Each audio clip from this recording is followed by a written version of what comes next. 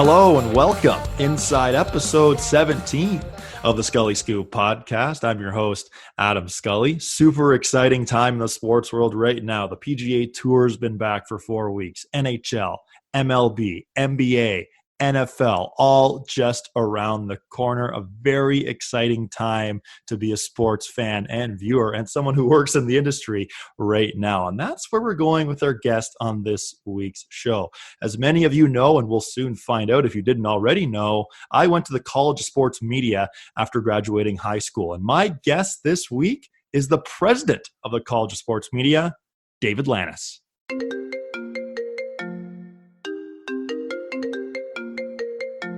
Now joining us is the president of the College of Sports Media, David Lanys. David, it's been a while. Welcome to the Scully Scoop podcast. Thank you, Adam. It's great to see you, man. You look well.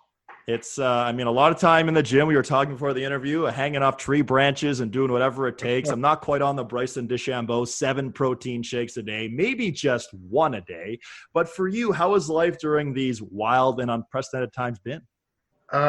It has been wild and unprecedented. Exactly. I mean, how else do you explain it, really? I mean, because nobody has gone through this before in their lifetime, unless they're well over 100 years old. So, it's been an adjustment. It's opened our eyes to new ways to deliver things, new ways to teach, new ways to learn.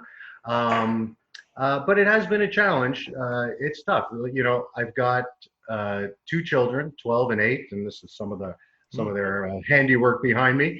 But for them, it's been an adjustment, but they've done really well. And, I've learned from them how quickly people can adapt, right?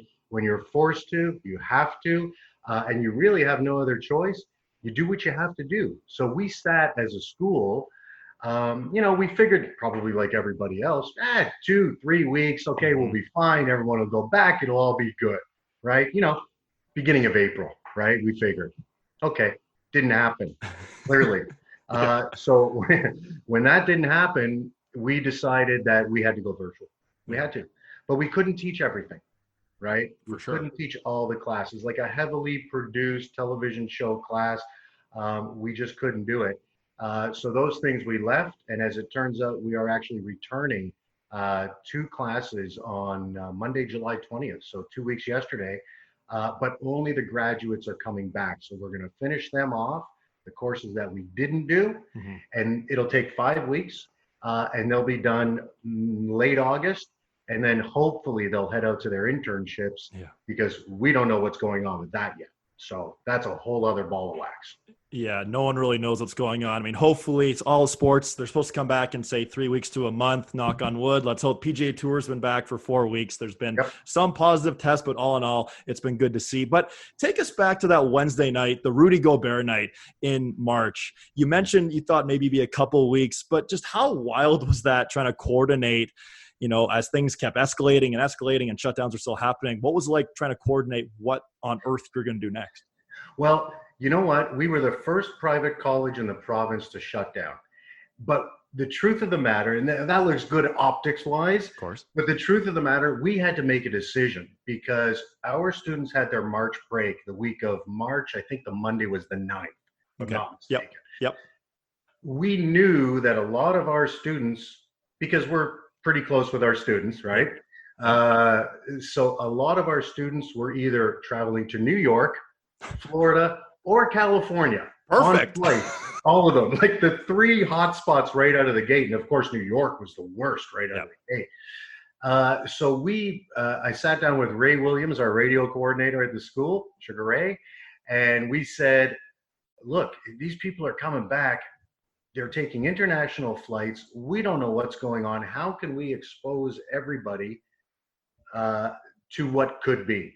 So we made a pretty easy decision, truth be told, that we shut it down on, I believe we sent the email out on the Thursday night, which I believe, if I'm not mistaken, was that same night as Gobert, if I'm not mistaken. It was either that night or the Players' Championship being canceled and everything hit the fan.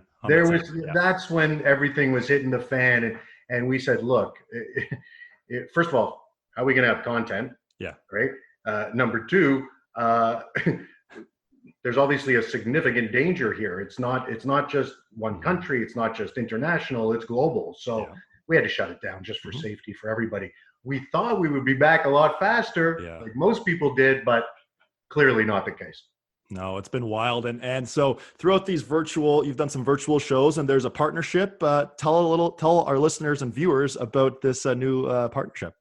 Yeah, it's turned out really, really well. Mhm. It's in its infancy, of course, but it's Right. turned out really well. And again, this was one of those things that we've kind of been thinking about streaming our radio shows or television shows live, whether it's on YouTube or some type of streaming network or social media outlet.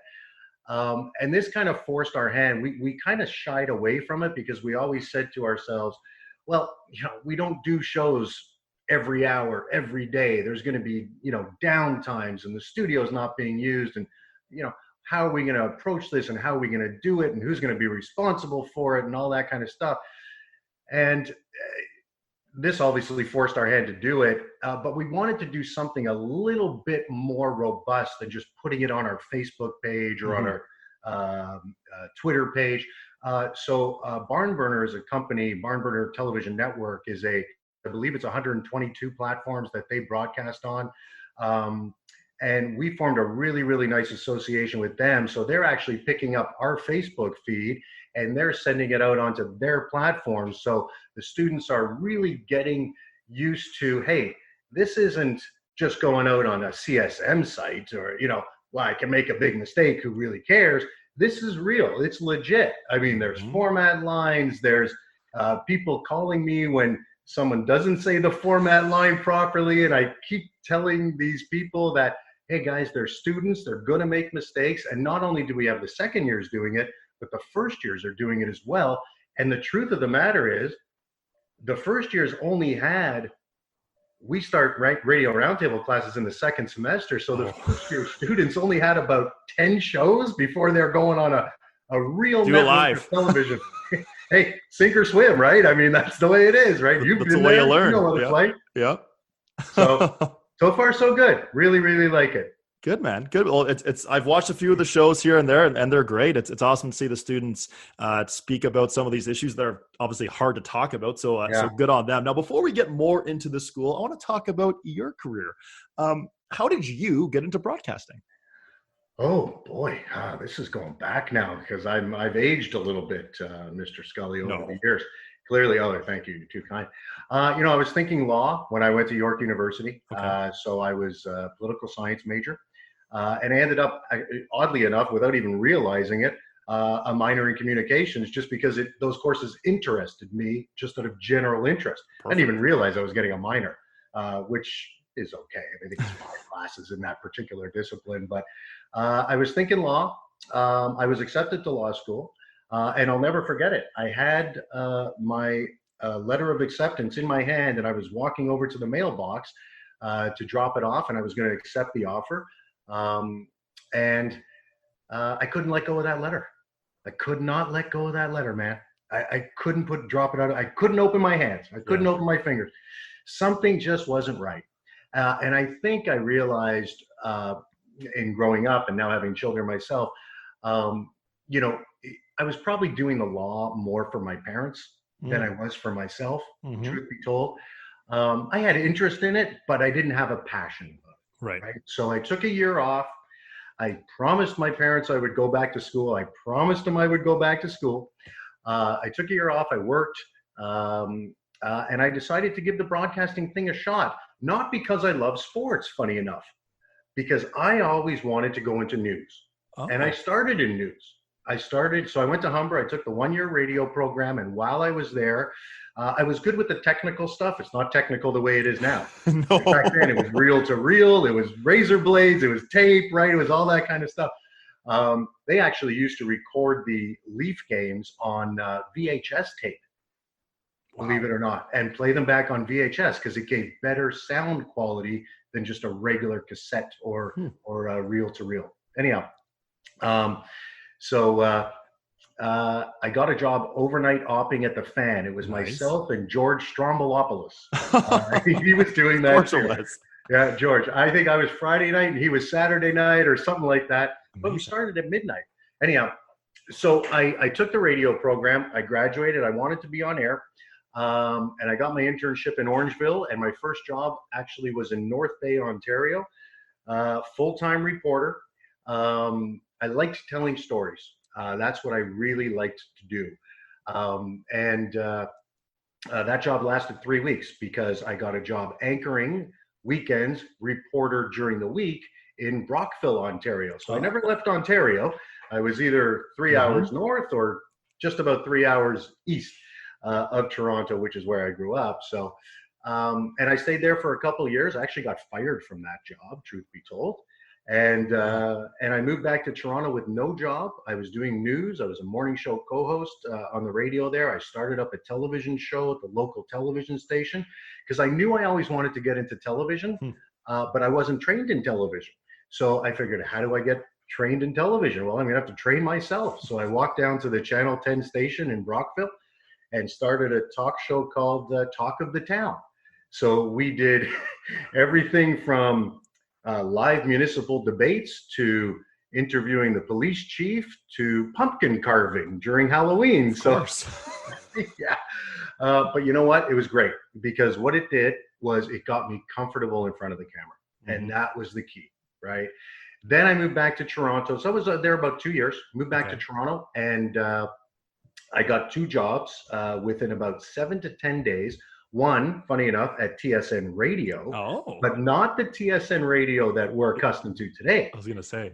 TSN Radio back then was a satellite service where stations across the country of Canada could subscribe and get updates that are local to their marketplace. Oh, okay. So I was in Vancouver at the top of the hour. I think I was then in Winnipeg at 15. I was in Toronto at 30, Montreal at 45, all by tone. Right? Wow. All by tone. So you're live on that station by tone. So it's all organization, right? Wow. I remember there was a little radio booth. I used to tape Dave Hodges segments, and he'd come in every Saturday, and little radio booth, but there was a boardroom right beside it. So I would have that, and I owned that boardroom on Saturday morning, man. I mean, I had Winnipeg piles, Vancouver piles, it was all over the place. My other job was at the local Channel 10 station in Toronto, and I was actually getting paid back then because back then they did pay to do reports. So I covered a lot of high school reporting. Nice. TSN Radio shut down shortly after I started, probably about 6 months or so. And but I got along really well with my boss there, and she recommended me for a job at the Score Television, a voiceover highlight kind of thing. I got that job. I continued with my Channel 10 stuff because I wanted to improve my reporting skills because that was my ultimate goal. I kept going into Anthony Ciccione's office at the Score every 3 months, every 6 months. Score, now of course known as Sportsnet 360. Sorry, I gotta say it. I know where you work. I know where you make your money. I got it. But every 3 months I'd go in. I say, Anthony, I'm ready, man. And he would go, no, you're not. I've seen your stuff. No, you head on back. And after a while, he just said, about a year and a little bit, he said, okay, go out and shadow Elliot and do a story tonight too, for Elliot Friedman. So I then became the Toronto guy. Elliot became the travel guy. I did that for about 9 years, almost 10 years. I was at the Score, and that was the end of that. I stopped and I started the school. Okay, let's go right there. So we're in conversation here with College of Sports Media President Dave Lanys. You're a reporter for many years. So how did the idea of the College of Sports Media come to be? Simple. I was in a scrum. We were with Gary Roberts. I believe it was 2004. I think they were playing Carolina, if I'm not mistaken. I could be wrong, but maybe. Okay. I think I'm right. It was a game day playoff. And one of the reporters in that scrum, and I can picture it as I'm talking to you right now, was asking some of the silliest questions, most just not good questions, really, really bad. Like, I mean, you could have said to Gary, what'd you eat today? It would have been more, at least a little bit more thought-provoking, right? What a player like him eats on a playoff game day, all that kind of stuff. And it kind of planted the seed, right? The next year, if I'm not mistaken, was the lockout year. Yep. Right. So I had a lot of time. because if the Raptors weren't in town and there were no other major sports going on, TFC wasn't around at the time. Right. So it was really Raptors, Jays, Argos, the big four, right? And they weren't in season. So if the Raptors were away, I wasn't doing a heck of a lot, right? I mean, I'd go in, I'd voice a feature, I'd, do some stuff, but nothing heavy duty. And I put the plan together over that period of time to start the school. So I finally pulled the trigger in February of 07. So there's 2 years there. And the reason there's 2 years there is because I built the plan. I went back to it. I went away from it. I got back to work for 3-4 months. It got busy, playoffs, right? All that kind of stuff. And ultimately I said to myself, look, it's been 2-3 years. I've been thinking about it. It's either time to do it or time to just forget about it, because it was occupying my mind. And I'm like, boy, oh boy, pull the trigger or just forget it. Like, stop thinking about it. And I said to myself, well, if I'm still thinking about it and it's been 3 years, I'm obviously thinking about it. There's some passion there. Right. So go for it. Why not? Right. And I did. So I resigned from the score, and I didn't have the backing. I didn't have the financial wherewithal to start it up myself. It was a pretty expensive proposition. So I went out and looked for an investor, and it took me about 4 meetings, I think. Okay. And then I left in February of 07. My last day was February 28th, 07. It's my birthday. Last day of February. Yeah, I remember, because it was the last day of February. It wasn't a leap year. And I had a silent partner, an angel investor, within about 2 months. It was really quick. When I met these people that I'm still partners with today, we had a deal in 10 days. It was done. Done. Oh, so that's awesome. Yeah. And we started in the place that we're still in today. Yeah. And so here we are. Okay. So for those who haven't heard about the College of Sports Media, tell our listeners and viewers what the school is all about and how long the program is. Well, why don't you tell them? You took it. You're 2 years. It changed my life forever. You'll learn everything. How about that for a summary? Is that good? Well, you were a great student, truth be told. But you're also a really, really good guy. And I remember having you at the school because, first of all, you had half the facial hair that you have now. And I was going to ask you about this on air. We'll get to that later on. Yeah. But you were also half the size. I think you were 18 when you started, right? I was out of high school. Yeah, right out of high school. And you just finished with Erie, if I'm not mistaken? But a little before that, yeah. Yeah. That's right. And that's ultimately how was the inroad to getting you into TSN, right? Exactly. There's a lot of, and I'm still doing that. I just finished my 9th year on that show too, which is wild. With Gino, right? With Gino, me and Gene.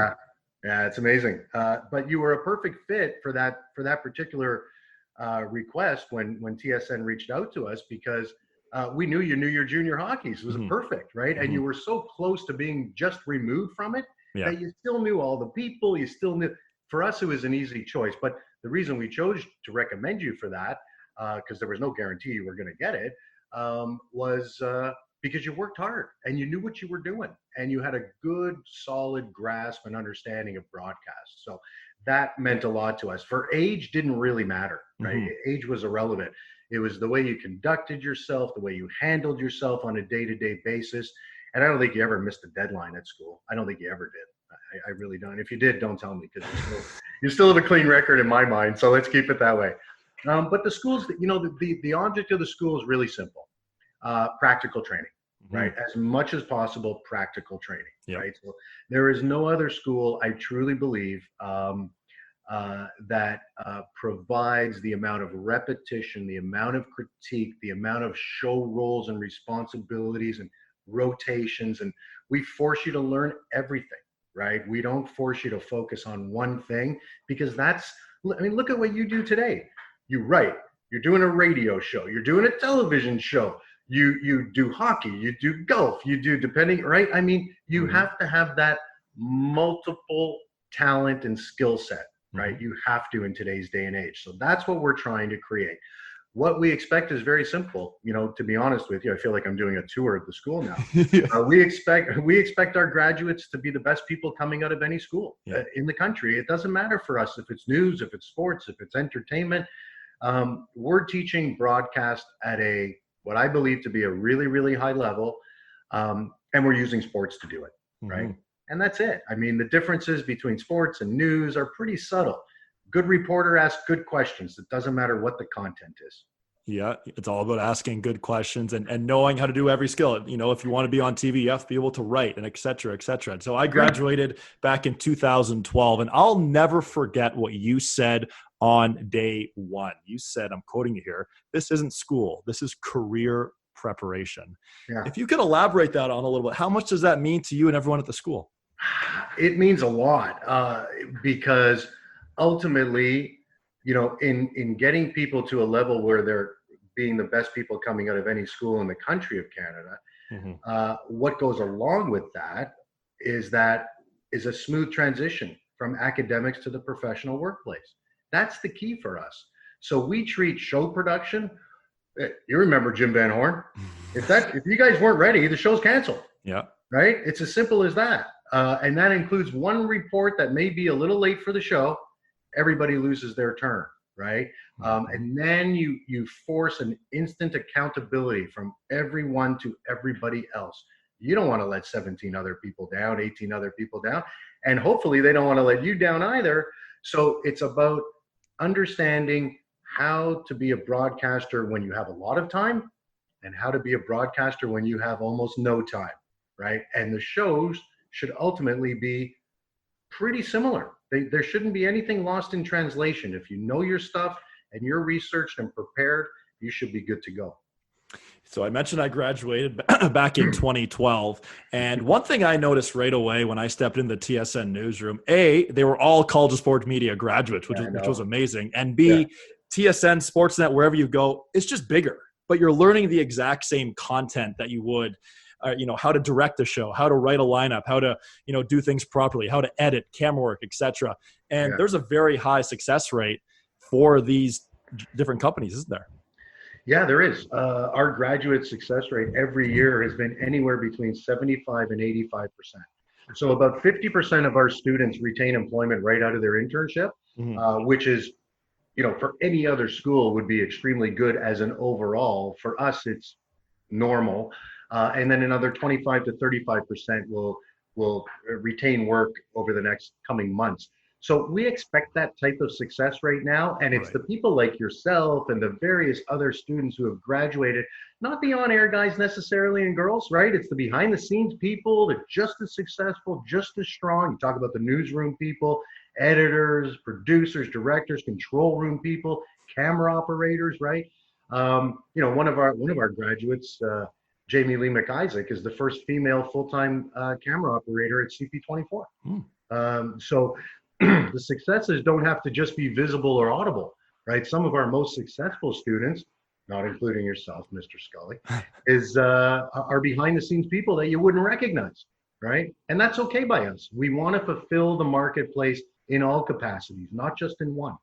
It's funny you mentioned people behind the scenes. So in my graduating class was John Bennett, who I believe he's a video editor or someone with the Raptors. No, he's an assistant video coach with the Toronto Raptors. And there's pictures of him holding the Larry O.B. Like he was in the locker room. Yeah, he's got his ring. It's not quite mine's not quite as nice as his. But yeah, I mean, stories like that where there's so many great stories coming out of the College of Sports Media. Now, earlier you mentioned Jim Van Horn. I know he's not at the school anymore, but he's just a legend. He's an unbelievable human being. I learned so much about broadcasting from him, but more so about being on time management. What was it like working with a legend like Jim Van Horn? Well, it took me about, I mean, Jim has a presence, right? When Jim walks in the room, you know it. He doesn't have to say anything. You just know when he's there. He's 6'4", he's got the mustache. Mind you, he may be about 6'3" now. He's getting a little older, but still, he's a big guy, and he has a big personality. Actually, let me rephrase that. He doesn't have a big personality. He's actually a very quiet person by nature, but he has a big aura about him when he walks in that room. He's around. To be really honest with you, I was a little intimidated by him for the first little while. Yeah. But until I got to know him, and he's a big teddy bear. I mean, he really is a big teddy bear. He is a sensitive, um, compassionate individual, empathetic individual. He really cares. And he put his heart and soul into the school, and he didn't want to leave, but he had to because of health reasons. Mm-hmm. Thank goodness he's okay. But I actually first met Jim, funny enough, uh, when I was doing TSN radio. And the booth was on top of the newsroom. They had a little kind of walkway track up top, and they had a bunch of little suites up there, and that's where the little radio booth was. And I asked him one time, and this was on a Saturday morning or a Sunday morning. He must have been in shooting something, pre-recording something. And I asked him the pronunciation, and I introduced myself because I'd never met him before, but I asked him the pronunciation of a certain player. I can't remember what now or who. And he was so nice even then, right? He didn't know me, right? I guess he knew what was going on. I was the radio guy that day, but he didn't know me. I'd never met him before. And he actually remembered that, funny enough. And we talked about that, and he told me he remembered it because no one else had ever asked him a pronunciation of a name. No one, right? Not from the radio side of things. Now, maybe that's because I'm stupid and I didn't know it. But I think it was a golfer or a basketball player. I can't quite remember. And I just wanted to be sure of it. But he was so nice then, still so nice, high expectations, and an absolute, as you said, Adam, an absolute stickler for being on time. An absolute stickler. And there's no, he gets it if you call ahead and you tell him, but don't call him 2 minutes before and say you're late. That's not gonna cut it, right? That doesn't cut it with Ray either. But it's just his constant, relentless level of professionalism, right? That's what it is. And it's not just in the time, it's also in the preparation. It's how you go about doing your work on a day-to-day basis. It's funny, quick little story about Jim. Please. And I could never understand it, and I still don't get it. I get it, but I don't get it. Even when he was emceeing our graduation, or on occasion he would go in and be an analyst for skiing after his full-time days of Sports Center and Connected, and his full-time anchoring days were over. He used to tell me he still got nervous. Guy's done everything, Olympics, he's done everything you could possibly do, live, not live, show, everything. Still gets nervous. And I said, are you nervous, or is it just you want to perform well? And he says to me, no. He goes, I get nervous. He goes, but once that first 30 seconds, minute is going, then I'm into the groove, right? Yeah. That's because he's always trying to be excellent, right? He's always trying to be great.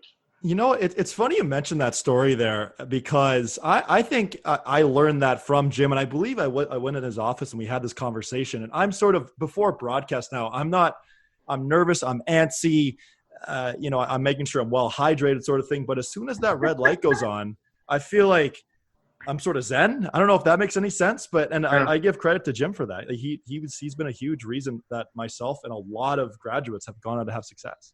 Well, I've heard from a number of students. Well, let's put it this way, okay? Every single year that Jim was at the school, every single year, the students would make a thank you video for Jim, right? Every single year. It's probably your year too, right? I don't know if you recall it or not. Maybe, but every single year. And Jim would come into my office and he'd say to me, and I told him I wasn't going to cry. I lost again. I told him I wasn't going to cry, because they knew it, right? They would finish the last show, or they would play a thank you video or something like that. He was a lot of people thought the College of Sports Media was Jim Van Horn's school, right? Fine by me. I don't care. As long as you know who we are, I don't care what you call it, right? But he was an integral part in getting us off the ground. There's no doubt about it. I mean, there's no doubt about it, 100%. So I'll be forever thankful for Jim. He still sits on our advisory board. Okay. And we've actually been talking lately about maybe making a return, but not on a regular basis. Maybe, once a month kind of thing, pop in, teach a class, because he still sits on our advisory board. And I told him, Jim, whenever you want, you're welcome to come in, man. I love that guy. He's a great guy. Yeah, that'd be amazing to have him back. But Dave, I've kept you for a lot of time today. But before I let you go, I Hey, must we tell haven't you, even spoken golf. we haven't even spoken golf. I know we can get to golf. We can do whatever. Let's go there. Actually, before I let you go, let's go there. Bryson DeChambeau, are you drinking 7 protein shakes a day? No, I'm drinking no protein shakes a day. No, and I've never felt better. Actually. So you're not 40 to 50 pounds heavier since September of pure muscle and other Isn't that amazing? substances, maybe? I feel like that can't be good for your digestive system, can it? No, but his meals, what he was eating, my word, that's unbelievable. Just unbelievable, remarkable. But it just goes to show you, there was a former student of ours too, who went on that X90, that P90X. Yeah. Boy, it transformed. If you commit to something and you stick with it, it just goes to show you, right? You got to fight through the hard times, but boy, oh boy, and it's paying off, right? I mean, he's playing well. He's playing well. 370 off the tee in the air. He had 25 drives over 345 yards last week on the PGA Tour. Like, that's insane. And actually, thinking of golf, I just thought of this right now. I remember one of the shows we did. It was supposed to be a regular TV day in year 1. So back then, we would write a script and then we would perform it, or we'd say it on air at the time. But you walked in and said, shows are canceled. A year ago today, Tiger Woods crashed his SUV. We're doing a full recap of this. And I remember going, oh my God, this is what I want to do with my life. I'll never forget that. And Tiger now, look what he's done. Oh my God. Yeah, I know. Do you think he's going to win another major? I wouldn't be surprised if he quits tomorrow, and I wouldn't be surprised if he wins another major. I'm sort of in that camp. I mean, watching him win the Masters last year, I still get goosebumps thinking about it. But watching him in person at Royal Portrush last July, he looked like a man in a lot of pain. I can't imagine how much pain he's like. Just his face, he was sort of shuffling around, and obviously he's had a knee procedure since then. But then you watch him at that charity match late May, and you're like, holy crap, this guy can still play, and he's 44 years old. I think he still has one more major in him. What do you think? I think he can. Well, I think whenever he plays, he can win. It's as simple as that. And he should be considered. You got to consider him in the top 10 of any event that he plays in. He's got a legit chance to finishing top 10, because if he's all or nothing at an event. He's either on and he's killing it, or he's not even going to make the cut. Right? He's done. Right? And sometimes that happens even on Thursday. Right? But not often. But I think he can. I think if anybody can win an event, a big event, a major championship, at his age, with what he's been through, it's him. It's him, because he can win anytime that he plays. Anytime. He's one of the most compelling stories in sports. I mean, knock on wood, hopefully he'll be playing next week at the Memorial. There's been a yacht watch looking for him going up to see him. I heard about that, play. At 44 years old, he can't quite hit it 345 in the air like Mr. Bryson DeChambeau, but he's fascinating. But Dave, I've kept you for a very long time. But before I let you go, I must tell you a story that I don't think I've ever told you before. So I was 11 or 12 years old. I was still playing hockey very competitively, obviously. And I used to watch the score a lot. I used to watch the recap. It'd be at the top of every hour. It'd go through all the scores. And then I'd watch the actual broadcast. And I saw this reporter, and he ended a stand-up saying, "I'm David Lanys, the scorer." And I'm like, I want to be that guy. So it was funny. When I first saw you during our interview process, I'm like, I knew that name before, and that's the guy I wanted to be. So you've had a huge impact, not only my career, but my life. I really appreciate you joining me today. And Dave, I look forward to seeing you on the golf course and maybe for an adult beverage very soon. I would love that. And, Adam, I got to tell you, thank you for the kind words. I didn't even know that. So you're right. You were holding out on me for 8 years, 9 years. Wait, 10 years. You graduated 8 years ago. Way too long. No, I didn't know that story. Amazing. Thank you. But thank you for being not only a pleasure to have in the facility for 2 years consecutive, but also for taking your passion, going after your dreams, and not letting anybody stand in your way. I mean, your two passions are very, very simple. Two sporting passions. I know you have other things in your life too, but your two sport passions are hockey and golf. And now look at what you're doing as a professional broadcaster, hockey and golf, and you're making a living and you're working with two great guys on a regular basis. I know you work with more great guys than that, but Mr. Zucchino and Mr. Weeks, and it's just it's a tribute to you, right? It's I know we talked about the school and what we want to do, and we're developing new plans in the future to do a podcasting program and then a digital content program as well. So we're developing that right now. But the truth of the matter is that we teach everybody the same thing, right? We teach everyone the same thing. Most people grasp it, some people don't, and a lot of people end up taking it and launching their careers. And you've done a wonderful job at that. We got you in the door, but you stepped through it and you earned your own right. So well done on you.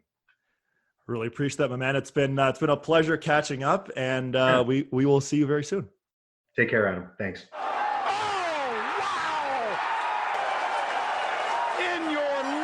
Have you seen anything like that? Awesome to reconnect with David Lanys. It's been a while since we've seen each other, and hopefully he can get out and play a game of golf with him very soon. He's had a huge impact on my life, some great stories from his time so far at the College of Sports Media, and of course, learning from Jim Van Horn. Well, this has been another fun edition of the Scully Scoop podcast. Don't forget, subscribe to us on iTunes, subscribe and watch us on YouTube. I'll continue to post these episodes every Friday on Instagram and my personal Twitter account, Adam_Scully, as well on Facebook. This has been another fun edition of the Scully Scoop podcast, and we'll see you next time.